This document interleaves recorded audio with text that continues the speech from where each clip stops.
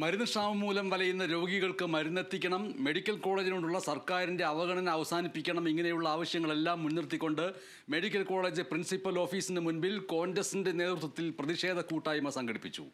DCC president Praveen Kumar ഉദ്ഘാടനം ചെയ്തു. Pension നൽകാൻ കഴിയാത്ത സർക്കാരിന് കൊള്ള നടത്താൻ പണമുണ്ട്, പാവപ്പെട്ട രോഗികളെ ചികിത്സിക്കാനുള്ള പണം സർക്കാരിനില്ല, പ്രവീൺ കുമാർ കുറ്റപ്പെടുത്തി.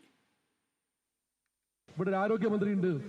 ഞാനൊരു കാര്യം പറയുന്നു, അവർക്ക് ചെയ്യാൻ പറ്റുന്ന ഏറ്റവും വലിയ കാര്യം എന്ന് പറയുന്നത് ഈ പണി രാജിവെച്ചിട്ട് ആ വാർത്ത വായിക്കുന്ന പണിക്ക് പോകുന്നതാണ് ഈ ആരോഗ്യമന്ത്രിക്ക് ഏറ്റവും നല്ലത്. ഞാൻ എന്തെങ്കിലും ഒരു പുരോഗതി ഉണ്ടോ, എന്തെങ്കിലും ഗുണമുണ്ടോ?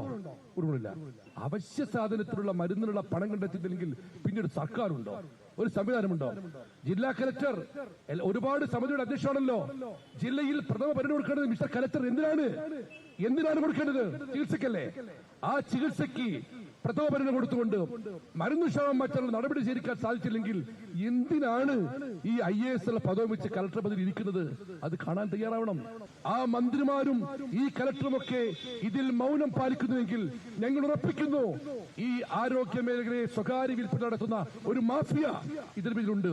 ആ മാഫിയക്കെതിരെ സമരം